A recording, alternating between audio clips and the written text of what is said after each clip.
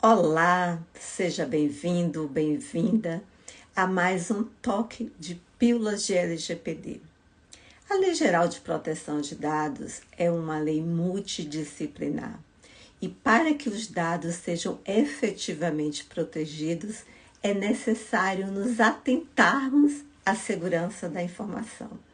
E hoje o meu convidado é um especialista em segurança da informação. Deixe-me verificar se ele já está aqui presente.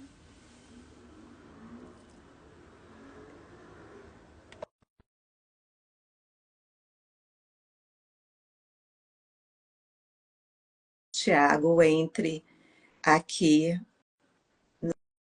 no nosso toque. Boa noite, Olá, doutora Valzira, boa noite, tudo bem? tudo bem?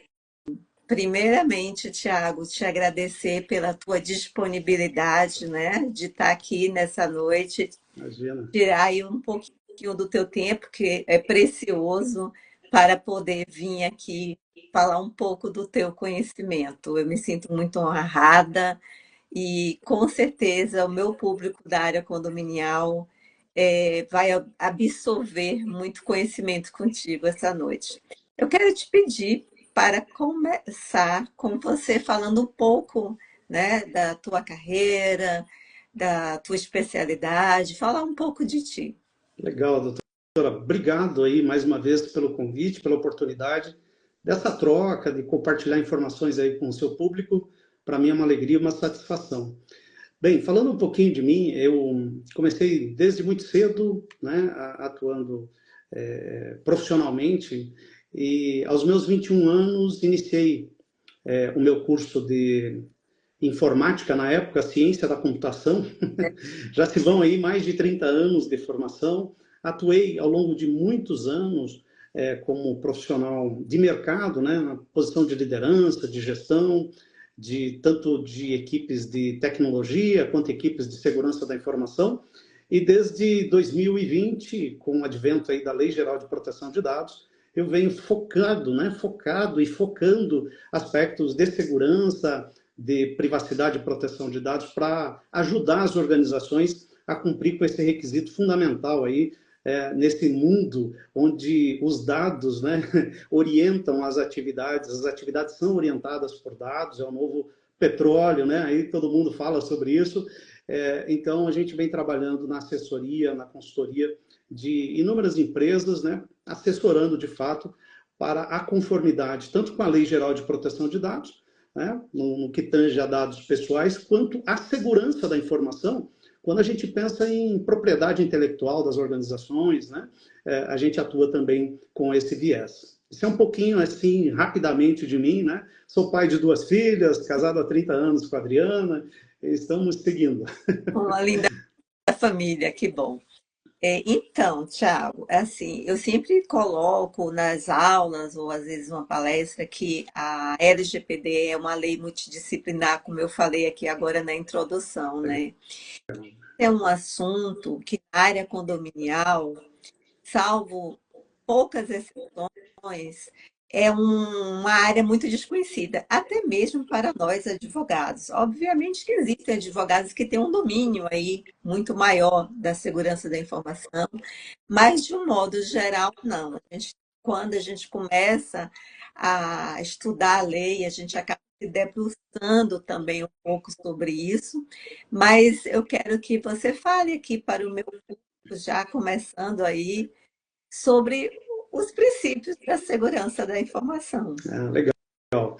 Você sabe que há um tempo atrás não se falava muito, né? Não havia muito essa relação entre a área de segurança da informação, profissionais da área de segurança da informação e profissionais do direito, né? Eram muito segmentados. Hoje, cada vez mais, a gente está junto, tocando projetos, dado esse tom, né? Essa toada da Lei Geral de Proteção de Dados e outros regulamentos que têm surgido que exige essa multidisciplinaridade que você comentou. Tá? Bem, falando de segurança da informação, é importante a gente trazer 3 principais princípios, né, fundamentos que garantem a segurança da informação.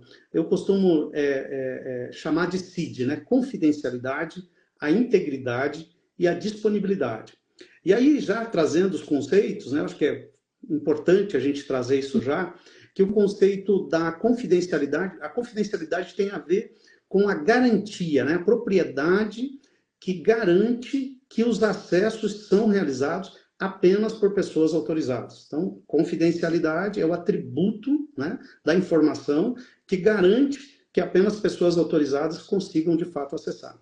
Já a integridade tem a ver com métodos, com ferramentas, com soluções que protegem a informação, seja ela em repouso, né, ou durante o trânsito. Então, em repouso, quando está no computador, por exemplo, quando eu estou transmitindo, compartilhando a informação, eu preciso ter técnicas que garantem que pessoas não autorizadas, né, venham capturar essa informação, alterar, adulterar essa informação. Então, esse é um outro princípio. E o terceiro princípio, o princípio da disponibilidade, que é a garantia, a propriedade que garante que sempre que uma pessoa autorizada queira acessar a informação, ela estará disponível. Aliás, é um dos princípios aí, um dos direitos do titular de dados também, o acesso à informação. Exatamente. E o primeiro princípio, que é o da confidencialidade, é algo que as empresas pecam muito, Sem né? dúvida, sem dúvida. Quando a gente começa a verificar ali dentro de uma empresa essa questão de acesso de senhas, às vezes você percebe que todos os setores têm informações a tudo e você começa a explicar que não pode ser assim. Isso é bastante importante, porque eu acho que isso é tão assim comum quando as pessoas ainda não receberam um treinamento. Sim, eu costumo dizer que se você resolve o problema da concessão, da revisão e revogação de acesso, isso está bem azeitado, tem um procedimento bem azeitado, você já resolve muita coisa da Lei Geral de Proteção de Dados, né? Porque ela vem exatamente, você olha lá, desde os princípios da lei, e depois os artigos 46 ao 51, que fala de segurança da informação e governança, bate muito na tecla, né? A garantia de que o acesso não seja feito de forma ilícita ou acidental. O controlador, a organização precisa garantir isso, né? Exato. É um desafio enorme, mas se eu consigo resolver isso, já tem um bom caminho andado. Tem que estar ali, né? Par e passo, a parte do direito e a parte da tecnologia. Sem dúvida. E alinhados. Eu sempre digo, olha, você tem que ter um profissional do direito para revisar contratos, para fazer os treinamentos e tudo mais, para fazer as políticas, mas também tem que ter alguém da segurança da informação para você garantir que, de fato, não haja ali um incidente com vazamento de dados. Verdade. Os condomínios, hoje, eles vivem uma realidade muito distinta do que era há anos atrás. Veio o desenvolvimento da tecnologia, vieram as inovações e elas estão aí nos condomínios cada vez mais forte, né? Nós temos aí, por exemplo, a questão de empresas de portarias remotas, nós temos o uso de tecnologias com coleta de dados sensíveis, como, por exemplo, a biometria, seja através da impressão digital, seja através ali Reconhecimento. da face, exatamente. E aí, o que que acontece? Muitas vezes existe uma resistência, porque a gente sabe que existem muitas fraudes no país, e muitas vezes existe uma resistência, né, daquelas pessoas, olha, eu quero morar no condomínio, mas eu não quero que seja coletada a minha biometria. Então, eu queria que você assim, desse. ah, eu sei que dentro de uma live não dá tempo de explicar coisa, mas dá uma dica de uma proteção maior para que os síndicos se sintam mais seguros, né? Os condomínios, os síndicos representam condomínios, as empresas também que estão aí prestando serviços. Legal. Eu costumo dizer, né, sobre essa questão dos dados pessoais e dados pessoais sensíveis, né? Quando você trata, por exemplo, de um vazamento de uma senha, de uma credencial, usuário e senha, ok, vazou, você vai lá e troca, você já tem um bom caminho andado. Se você tiver um MFA, por exemplo, mais de um fator de autenticação, a gente pode explorar um pouquinho mais depois sobre isso, você ainda, mesmo vazada a senha, né, você está, vamos assim dizer, seguro, porque o criminoso não vai conseguir acessar os dados sem esse segundo fator de autenticação, que a princípio somente, né, a pessoa autorizada possui. Agora pense comigo, quando você vaza a digital, ou vaza né, o reconhecimento facial, a imagem da pessoa, quer dizer, você tem uma dificuldade muito grande, especialmente das digitais, né? Vazou a digital, como é que você faz? Está vazado, né? Então, É. o que alguém pode fazer com isso? É uma loucura, né? É melhor nem pensar sobre, né? Mas vamos lá. Você me pediu para a gente trazer dicas, né, para o condômino, aquele que está administrando. Então, veja Não, só. ele não administra, ele tem um receio, né? Ah, tá, ele tem um receio, não o administrador. Porque quem representa o condomínio juridicamente é o síndico, né? E ele, Certo. ele vai firmar um contrato com a empresa de portaria remota que vai Uhum. prestar isso e vai fazer essa coleta. Ah, muito bem, obrigado pela correção aqui. Como não é o meu É, nicho, né, aí eu pode sei. acontecer. Mas vamos lá. A questão da dica aqui, para quem está preocupado, então, né, com o fato desse dado vazar, dessa biometria vazar, por exemplo. Uma das primeiras dicas é se assegure de que a solução que você está trazendo possua criptografia do banco de dados, aonde essa informação é guardada. Porque se algum problema acontece de vazamento, o criminoso não terá acesso ao dado, porque ele está criptografado. Né? E aí vale observar, chamar alguma assessoria, alguém para auxiliar nesse processo, porque existem vários tipos de criptografias. Tem criptografias que já são fáceis, já são quebráveis, né? Já na internet o pessoal já quebrou, enfim. Então é muito importante não só apenas verificar se tem criptografia, mas se essa criptografia realmente protege os dados do pessoal que vai se cadastrar, né? Seja do morador ali do condomínio ou um visitante, né? E que essas informações estejam de fato protegidas. O primeiro passo é isso, quer dizer, você garantir a criptografia do banco de dados. Né? Um outro ponto fundamental, e isso eu diria, eu falei primeiro passo a criptografia quando eu penso em sistema, quando eu penso em aplicação, mas o primeiro passo efetivo é o treinamento, é a conscientização das pessoas que estão lidando também com essas informações ali no dia a dia, né? Aí já pensando já na operação, né, doutora? Você ter senhas fortes, ter mais de um fator de autenticação, como a gente comentou agora há pouco, isso tudo ajuda a proteger os dados de acesso indevido, né? Aí vem a questão da confidencialidade que a gente falou também, Tem a né? questão da confidencialidade, sem dúvida. É toda uma mudança de cultura, mas no final das contas, a empresa que hoje ela presta esse serviço, ela não pode, de forma alguma, abrir mão de ter essa proteção para os usuários e de, com certeza, ter ali um profissional da área de segurança da Sem dúvida. informação para garantir, inclusive, a credibilidade da empresa no mercado, né? Eu sempre digo assim, essa semana eu estive num evento aqui em Florianópolis e eu estava falando diante de pessoas que têm empresas, né? E que têm portaria remota e tudo mais. Eu falei, coloquem a LGPD como uma aliada para Sim, vocês. Por, verdade. porque isso vai te tornar uma empresa com um diferencial de mercado, Uhum. né? E essa cultura que precisa ser mudada. Eu sempre digo, olha, gente, a LGPD ela não veio para proibir tratamento de dados. Ela veio para que os dados sejam tratados de forma lícita e segura.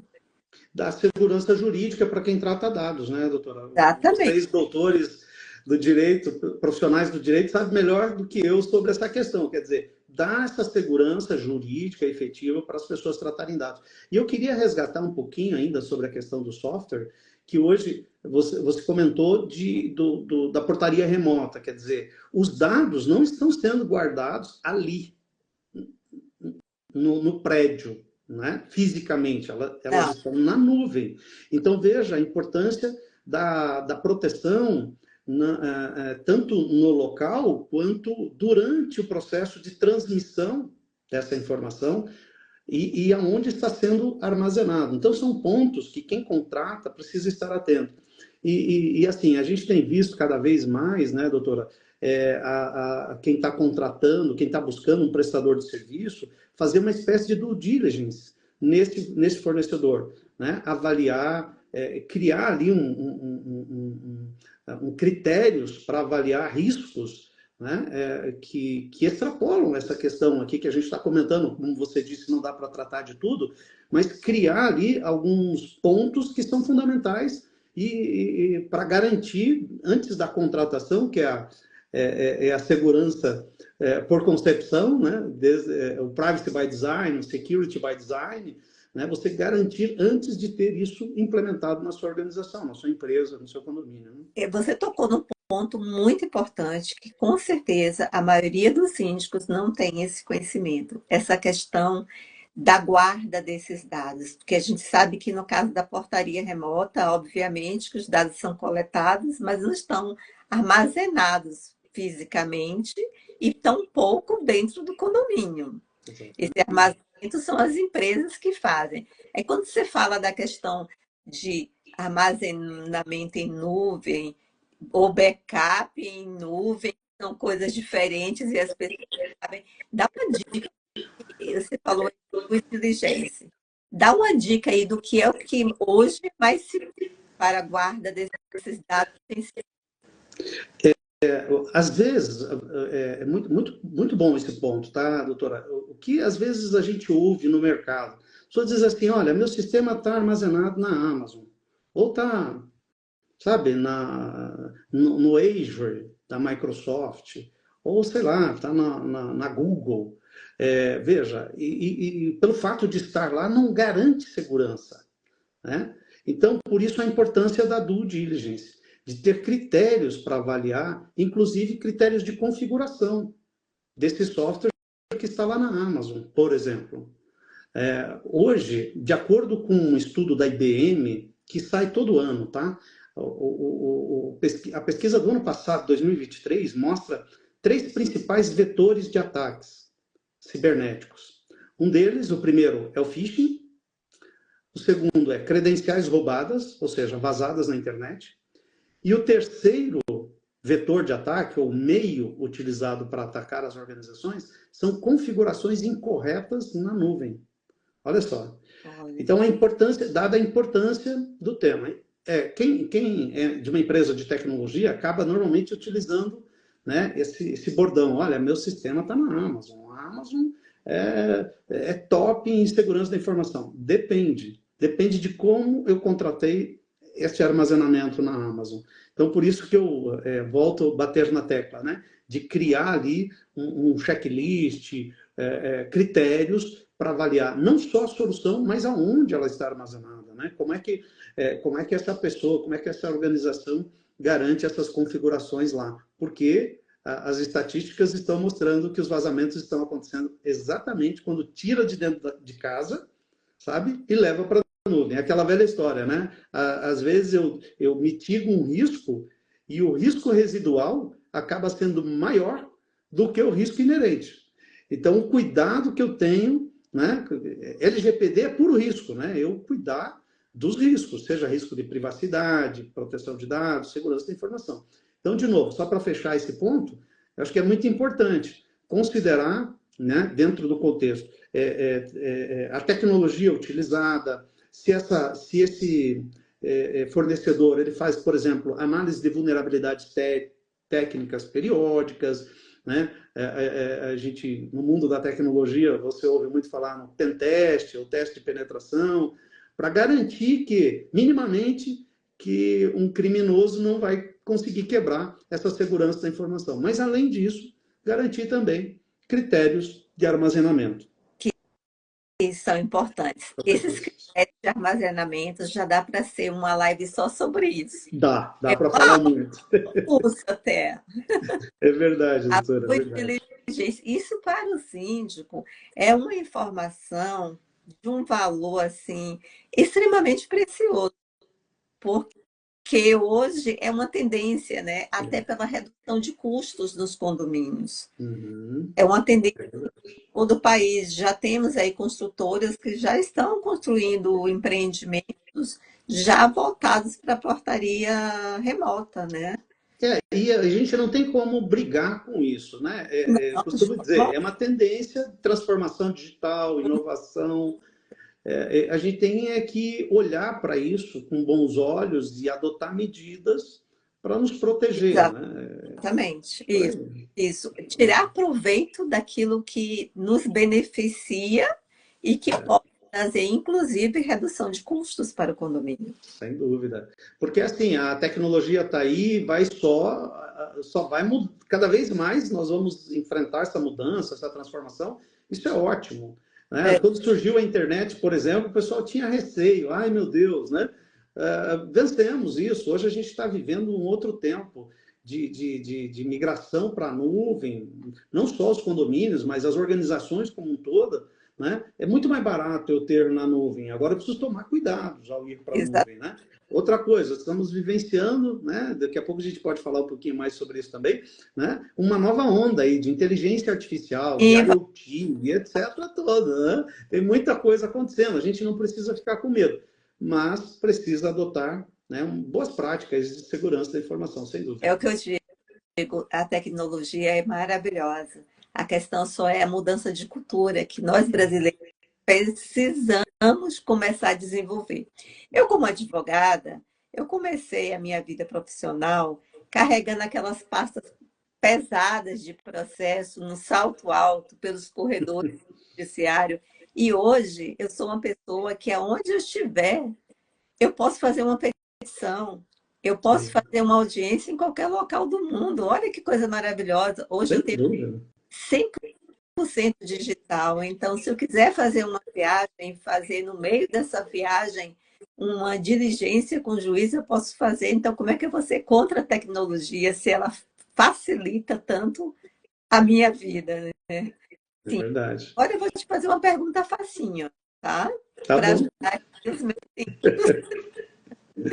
tem síndicos que, assim, a gente tem todos os tipos, né? Condomínio, que tem aquele escritório com computador, e síndicos que, às vezes, ele próprio até precisa usar o computador dele.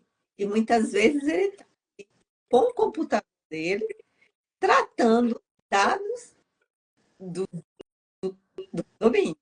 Então, Uhum. você dissesse umas dicas fáceis para eles saberem como fazer no dia a dia em relação àquele notebook que ele está ali utilizando. Algumas dicas práticas, fáceis, que eu sei que você tem. Vamos lá, então. A gente já falou bastante sobre Isso. criptografia de sistema, de comunicação entre o local e o outro local. Agora vamos seguir nessa mesma linha, doutora, falando de criptografia do notebook. Porque se eu estou falando de um notebook ou qualquer outro dispositivo móvel, eu carrego ele comigo para onde eu for. E quando eu estou na rua, a gente sabe que há o risco do roubo, da perda, etc. E se eu tenho informações de pessoas ali, né? Eu estou tratando dados pessoais e, às vezes, dados pessoais sensíveis nesse computador, a primeira dica é utilize criptografia no computador, no dispositivo móvel.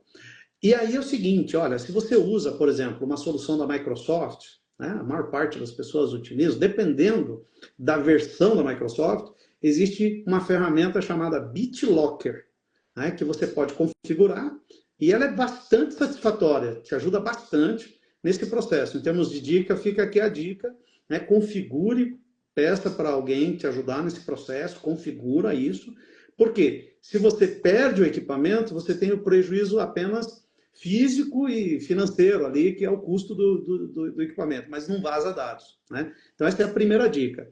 Depois, uma outra dica é cuidado. Já que eu estou com o notebook, eu posso ir para o café trabalhar, eu posso ir, enfim, no aeroporto. Cuidado com as redes públicas, de Wi-Fi públicas. Eu costumo recomendar, se você, e hoje a maioria das pessoas também tem plano de dados, prefira o plano de dados.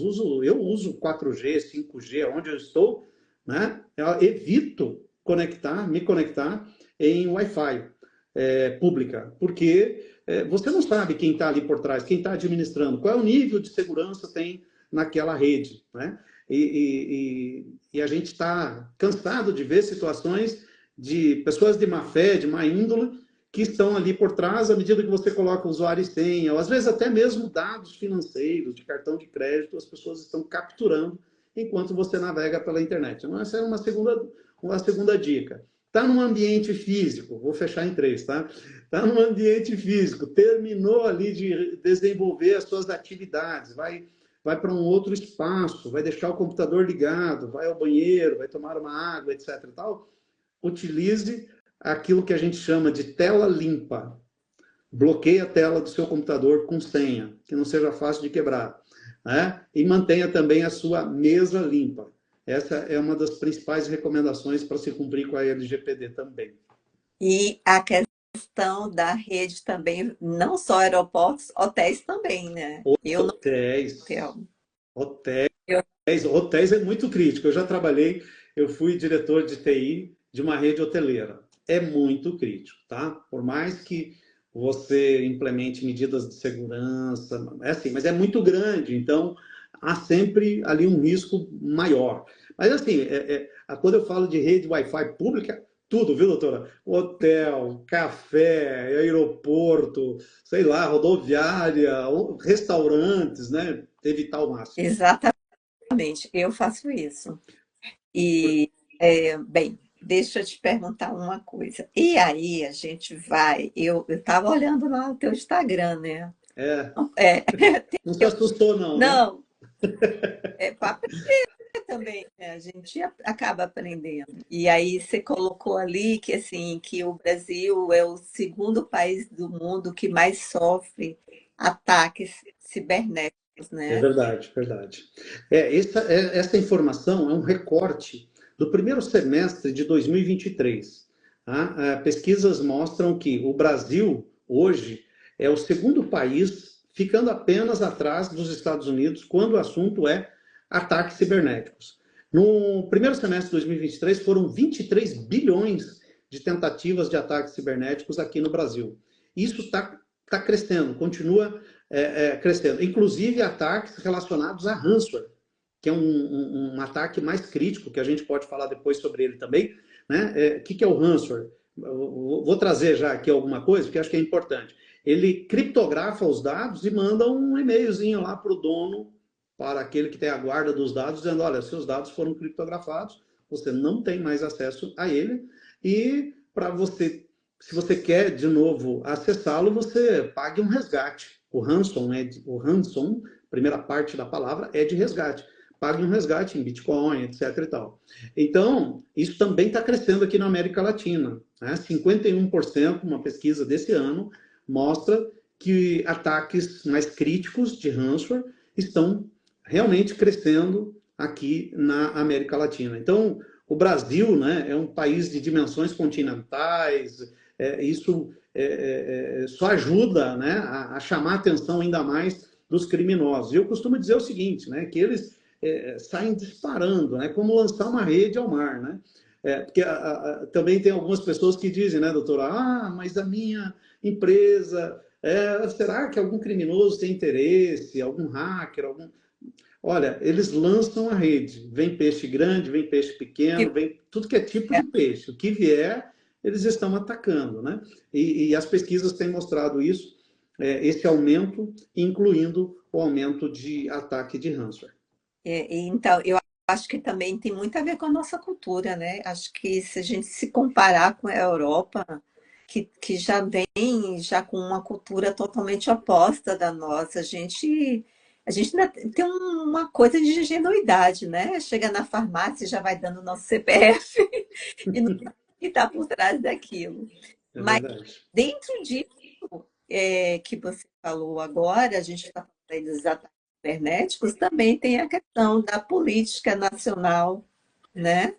De segurança da informação, que eu gostaria que você pontuasse rapidamente sobre essa questão. Uhum, legal. Então, resgatando um pouquinho da sua fala, essa questão da cultura de segurança da informação, né? Só queria fazer um link. Nós brasileiros somos atingidos diretamente, né, por esses ataques, e o principal deles eu comentei que é o phishing, né? Que é uma vertente da engenharia social, que é a arte da manipulação das pessoas. Então, nós estamos muito calorosos, né? A pessoa vem ali pedir uma caridade, tal, não sei o quê, e você vai lá, quer atender, quer ajudar. E essa é uma das características da engenharia social, né, na vertente phishing, que tem realmente capturado muitos inocentes, para usar o termo que você usou, né? Às vezes pressão, né? Faça isso, porque senão o teu cartão de crédito vai ser cancelado, etc. e tal. Enfim, a nossa cultura, tanto na iniciativa pública quanto na iniciativa privada, em termos de segurança da informação, é muito baixa. Ela é muito baixa em dois sentidos. A cultura no sentido das pessoas não conhecerem boas práticas de segurança da informação, mas também no sentido de tecnologia, de investimentos em tecnologias para proteger. Porque a gente precisa trabalhar sempre nessas duas vertentes. Conscientizar as pessoas, porque a gente costuma ouvir muito falar, né, que as pessoas é o elo mais fraco da segurança da informação, e eu tenho batido na tecla. Eu acho que as pessoas podem sim ser o elo mais forte, a primeira linha de defesa, o primeiro firewall ali de segurança, de proteção, né, contra o criminoso, deve ser as pessoas. Se eu conscientizá-las, se eu falar sobre segurança da informação, e eu tenho sempre, sabe, doutora, levado a mensagem, olha, a gente precisa falar mais sobre isso em casa, né? No café da manhã, com os filhos, com os pais, com os avós, né? Que as crianças e as pessoas idosas são os alvos mais fáceis, mais vulneráveis dos criminosos. Então a gente precisa trabalhar esse aspecto da conscientização, da sensibilização para o tema. Né? Hoje os nossos velhinhos estão aí com WhatsApp, rede social, estão, né, mandando ver. E os criminosos estão buscando realmente, a partir deles, inclusive, da rede de contato deles, atingir, inclusive, organizações. E tem um outro fator que eu comentei, que é o fator do investimento. Né? A gente trabalhar a alta administração, sensibilizar a alta administração para a necessidade da proteção de dados. E aí um desafio para os meus colegas, para mim, para os meus colegas de segurança da informação, é que a gente precisa cada vez mais falar a linguagem do negócio. Né? Uma das resistências que a gente tem, estou falando de mim mesmo, né? Eu tive que aprender a duras penas isso, é que não adianta eu pedir um novo firewall, pedir um novo antivírus, eu preciso pedir uma solução para a proteção da informação que é valiosa, que se ela vazar, eu vou ter sérios problemas. Bem, feito esse parênteses um pouco longo, nós temos a Política Nacional de Segurança da Informação no Brasil, estabelecida para buscar essa maturidade, trabalhar especialmente no pilar da capacitação das pessoas para isso, né? E capacitar melhor os profissionais. Você pega, às vezes, um desenvolvedor de sistemas que ele está muito preocupado em entregar a funcionalidade. A segurança da informação, ele nem está tão preocupado quanto a isso. E a gente precisa trabalhar isso junto, porque a gente está falando de privacy by design, de security by design. Então, tem soluções que depois que elas estão prontas, para você incluir segurança da informação, pode ser até inviável. Talvez tenha que jogar fora e começar de novo. Então, é uma iniciativa do governo federal de trabalhar, né, esse tema de forma mais consistente, abrangente, trazendo parceria entre a iniciativa pública, a iniciativa privada e até colaboração internacional. A gente tem visto, né, essa política busca essa colaboração internacional para, de fato, você fazer frente, né, a esses ataques cibernéticos que são cada vez mais complexos, cada vez mais poderosos, né, em termos de buscar os seus objetivos, os criminosos buscando aí os seus objetivos, doutora. Até para que os países, né, que dispõem de menos recursos também possam ter ali uma cooperação, né, Exatamente. internacional. E algo que você pontuou, que eu concordo plenamente, que aí entra também a questão da ética do profissional. Quando você lança um produto no mercado, e aí eu estou me atendo, obviamente, à minha área, né, que eu advogo na área condominial há muitos anos. Então, assim, cada vez que passa, vem novas soluções e que venham, e que é muito importante, mas que seja pensado não só na questão do lucro, né, de você levar para o mercado o teu produto, Uhum. você participar de eventos, de apresentações e captar ali condomínios, mas você também ter aquela responsabilidade ética de proporcionar a segurança. Sem dúvida. E É um trabalho conjunto, né? imprescindível. Imprescindível. E alerto muito, e as empresas também, né, que são hoje administradoras de condomínios, porque os condomínios sempre têm administradoras, e a gente tem aí no mercado administradores de condomínios que trabalham aí. Imagine uma administradora que tem 100, 200, 200 e poucos condomínios. Se você imagina aí, multiplica pela quantidade de moradores em cada condomínio. Olha a quantidade de dados que você tem ali na Uhum. sua base, né? Então, isso é algo muito sério. Tem, assim, o mercado condominial, Thiago, ainda tem muito o que se trabalhar em relação à adequação à proteção. Eu imagino. Grandes empresas, elas correram para se adequar, principalmente Uhum. aquelas que têm negócios internacionais, né? O setor de saúde, setor público, cartórios, e a área condominial ainda precisa trabalhar mais essa questão da adequação e de pensar que esse investimento financeiro, ele vem como retorno na segurança que você vai ter. É só imaginar a dor de cabeça de uma base de dados dessa vazada na internet e todo o pessoal que tem os seus dados ali questionando. Imagine a crise, né? Exatamente.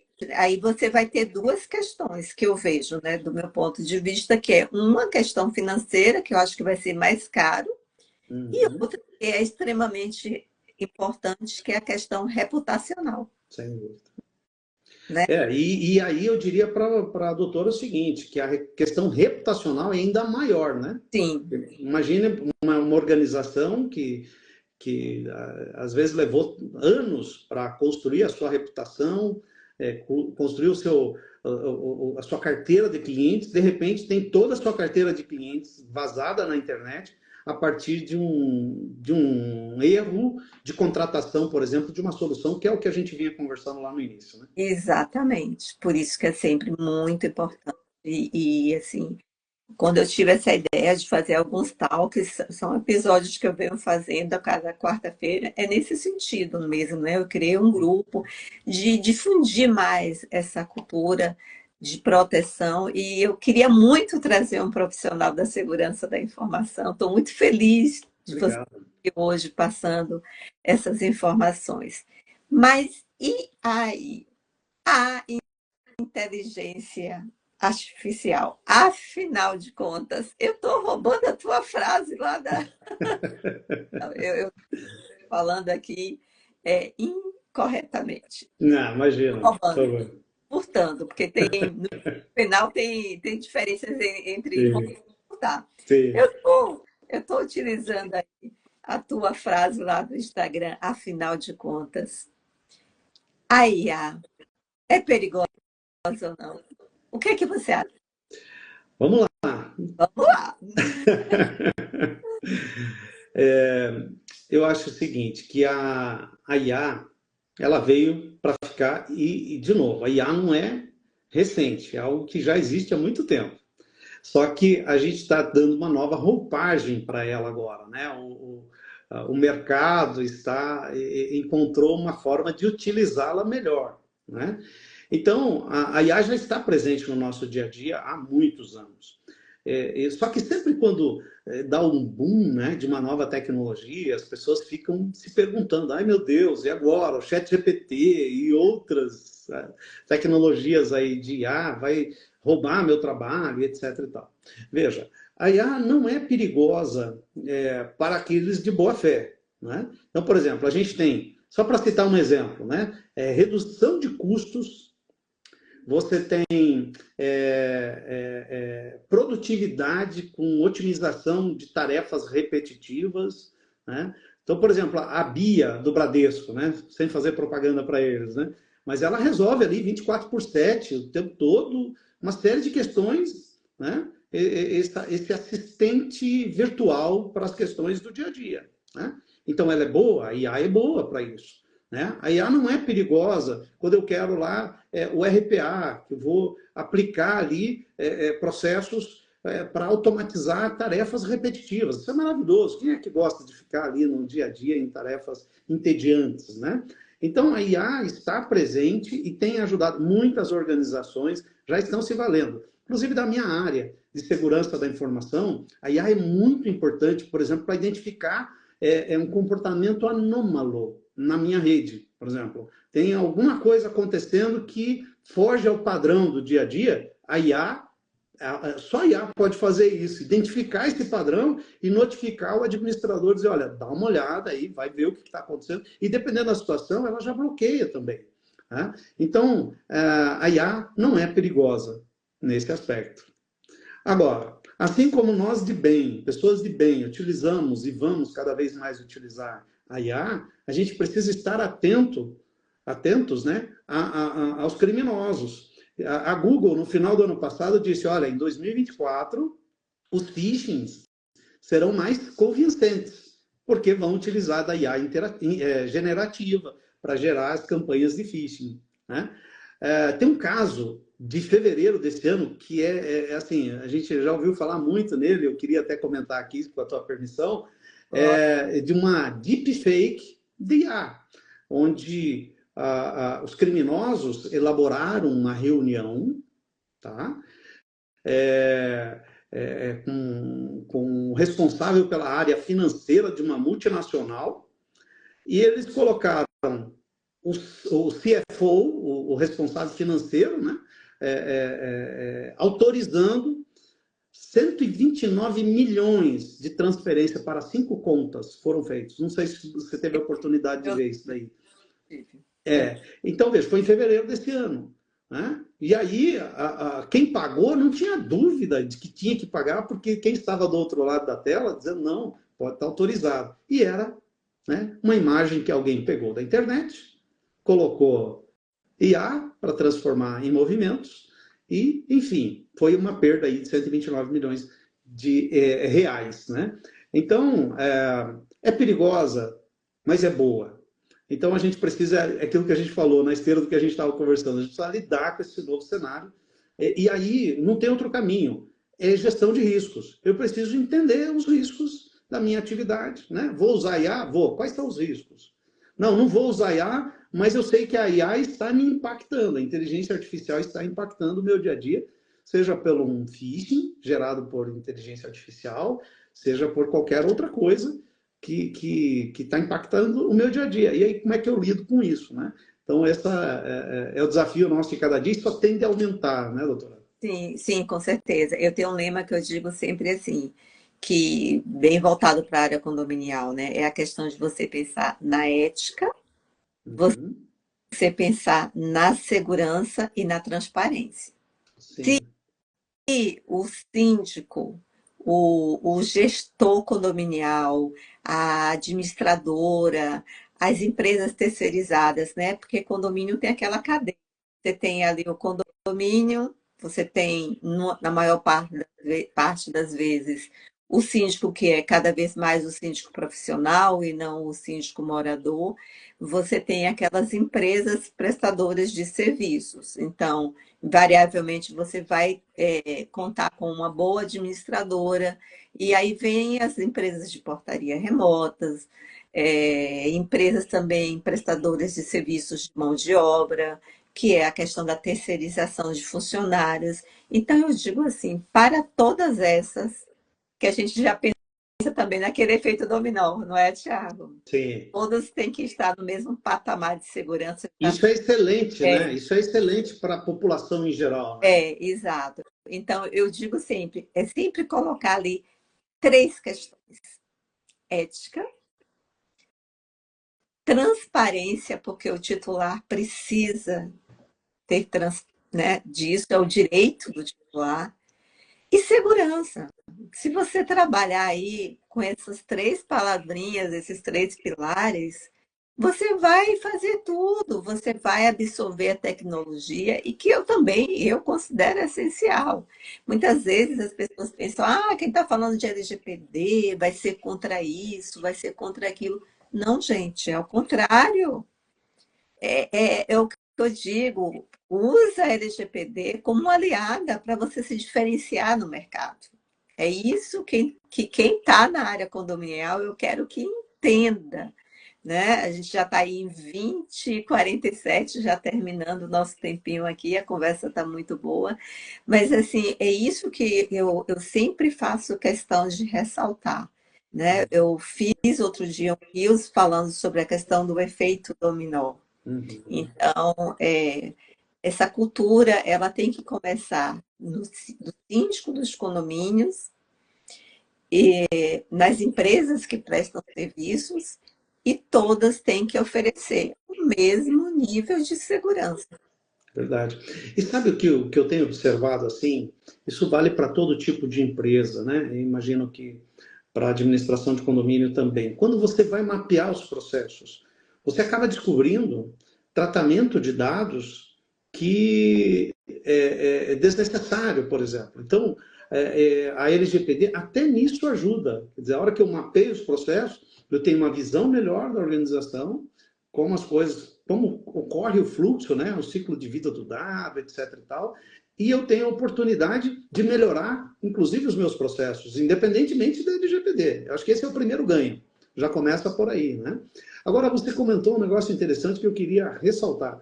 Você falou dos três ali, transparência, ética e segurança, né? O NIST, que é um dos padrões de segurança mundial, ele diz que não há privacidade sem segurança da informação. Estamos alinhados, viu?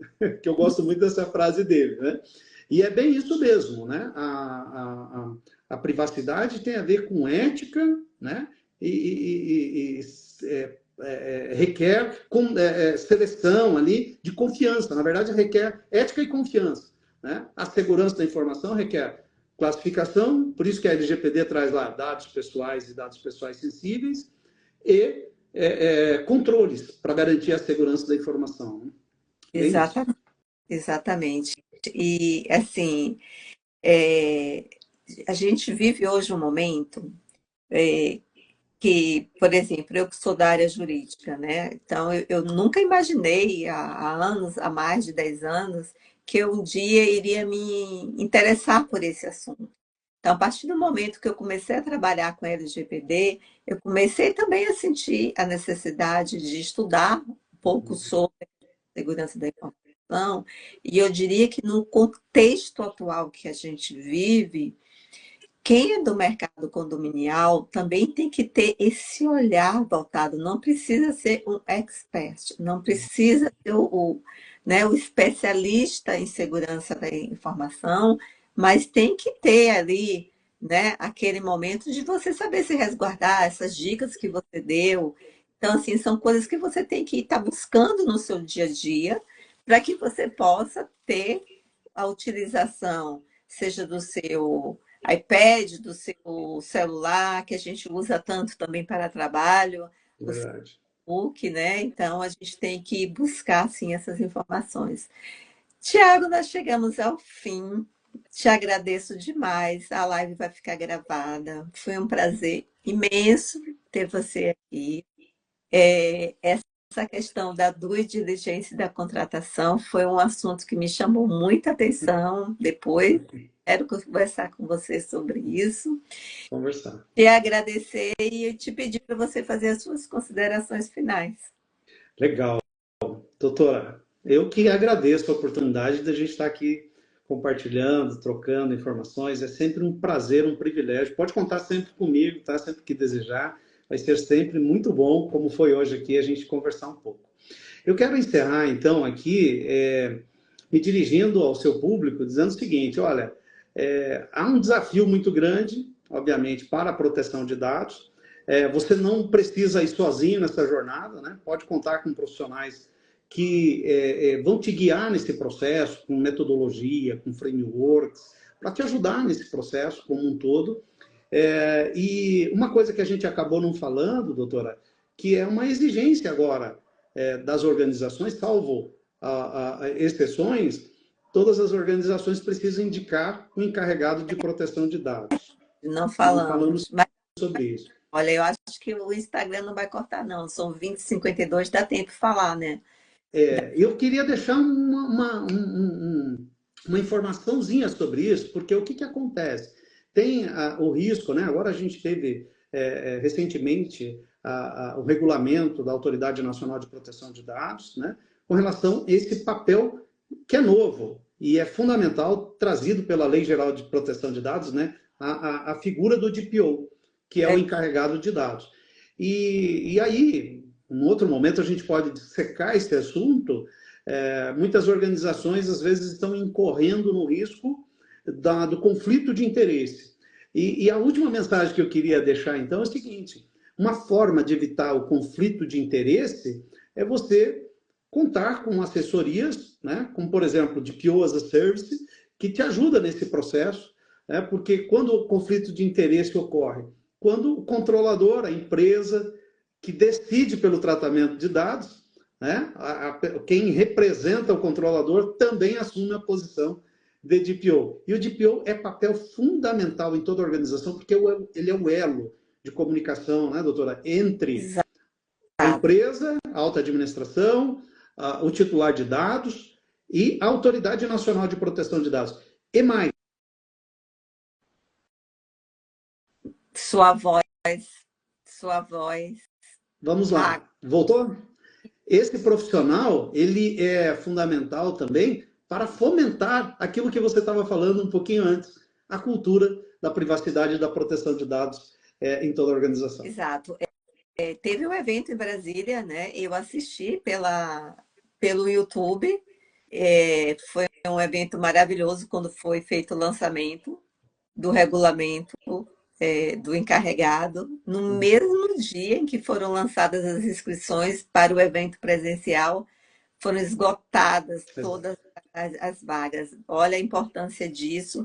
E isso foi bem pontuado pela ANPD, né? Essa questão do conflito de interesses. Só para clarear um pouco quem está assistindo aqui, Thiago, muitas vezes não sabe, é que o que você colocou muito bem, vou dar um exemplo de uma administradora que ela tem vários funcionários ali e ela não deve, ela é uma administradora grande, porte, ela tem que ter um encarregado, ela não nomear alguém que está ali dentro e que vai agir em prol da instituição, porque o encarregado ele tem que ter autonomia. Exato. E essa autonomia, porque assim, o encarregado ele pode ser da área jurídica, da área de segurança ou da área de negócio, pode ser até interno, né, doutora? Mas ele não pode decidir, por exemplo, questões estratégicas relacionadas ao tratamento de dados. Por exemplo, eu sou da área de segurança da informação. Suponha que eu seja um gerente de tecnologia. Então, eu decido os controles para proteção da informação. E, ao mesmo tempo, eu sou fiscalizador. O DPO é uma espécie de fiscal, né? Sim. De alguém que garante a conformidade com a lei. Então, aí gera o conflito de interesse, né? Mas é muito legal isso, e eu gosto muito de frisar, né, que o DPO é aquele orquestrador da privacidade, né, de um programa de privacidade. Então, é muito difícil você também encontrar dentro de uma organização alguém que tem esse perfil multidisciplinar, que conheça de segurança, que conheça de lei, de regulamento, que conheça de negócio, de processo, de comunicação, né? É um dos pontos fundamentais. Treinamentos. Treinamento, né? É, Então, esse é o desafio. Por isso eu acho que quando você quer evitar, assim, ensejar em conflito de interesse, pode gerar sanções, inclusive pecuniárias, para as organizações. Então, um bom caminho, né, para quem está se questionando nesse momento, por onde eu vou? Eu coloco alguém interno ou busco fora. Sem falar que normalmente quando você busca fora, né, doutora, um DPO as a Service, por exemplo, ele acaba ficando financeiramente, economicamente mais barato para quem contrata do que você ter uma pessoa dentro de casa também. porque aí também tem a questão, né, trabalhista, de desvio de função, que a gente tem que pensar nesse aspecto. Também. É outra live. É outra live. Ah, a gente tem assunto para fazer várias. Várias, sem dúvida, doutora. Muito obrigada mesmo, tá? Foi um prazer. Complementar, falar mais alguma coisa. Obrigada por você ter lembrado dessa parte que eu acabei me envolvendo e esqueci. Imagina. Mais coisa? Não, a minha última fala mesmo é de gratidão, gratidão a você e gratidão a toda a sua audiência. Me coloco à sua disposição sempre, tá, doutora? E à disposição também da sua audiência, caso precisem, a gente está junto aí nessa jornada. Tá Certo. bom? E, por favor, acompanhem o Instagram do Thiago. Eu sei que ele não é de estar ali focando totalmente no Instagram, mas é Thiago, deixa eu ver se @Thiago Dutra DPO. Pio. E você também está no LinkedIn. Sigam Exatamente. ele que tem umas dicas legais. E quem precisar do contato dele, fala comigo que eu passo. Tamo Bem, junto. Valeu. muito obrigada. Foi um enorme prazer absorver o seu conhecimento e a gente segue aí se falando. E vocês que nos assistiram agora ou que vão nos assistir, a live vai ficar gravada, compartilhem, porque o tema de hoje foi muito especial. E até a próxima quarta-feira, que eu também vou ter um convidado aí muito especial, que vai dar dicas ótimas sobre a utilização da inteligência artificial de uma forma benéfica para síndicos, que é uma pessoa que, Tiago, ele é famosíssimo no meio condominial. Que legal. É algo. Não vou perder, vou assistir, hein? Assista, ele hoje é o cara que produz o maior evento condominial do Brasil, é o Ordilei Rocha, e ele fez agora o evento da Porter, e ele trouxe pessoas aí do Brasil inteiro. É o maior evento hoje em Florianópolis, acontece anualmente. Queria que você disse na próxima semana. Será um prazer te acompanhar, estarei lá. Ele fez. Você estava no congresso em Balneário Camboriú. Estive no congresso, no 5º Congresso Previdenciário, Isso. o Sul Brasileiro Previdenciário. Isso.